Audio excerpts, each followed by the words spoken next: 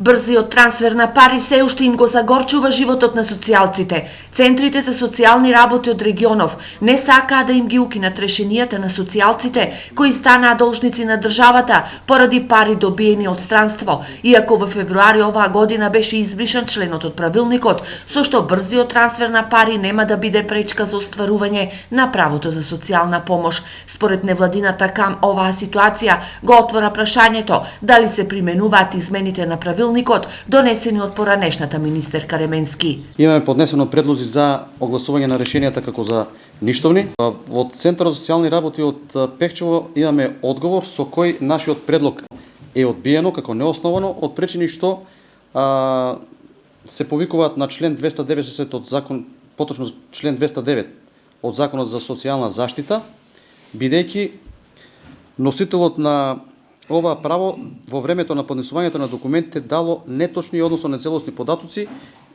или пак на противправен начин го остварил ова право и затоа тој сега е должен да ги врати незаконски земените пари. Центрите ги одбиваат предлозите за бришење на решенијата бидејќи немале насоки од министерството како да постапуваат со овие решенија. Службените лица забораваат дека правилникот е донесен во текот на месец февруар 2015 година, со кој што се констатира фактичка состојба за период од 2013-2014 година, тогаш кога носителот на правото остварил паричен надоместок по брз трансфер на пари, што значи дека овие средства во текот на 2009 година не били предвидени ниту со закон, ниту со правилник.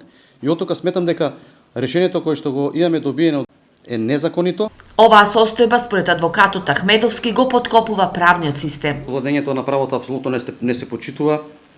Донесуваат решенија кои што се на штета на најзагрозените лица во Република Македонија, оној дел од граѓанството кое што е најсиромашно.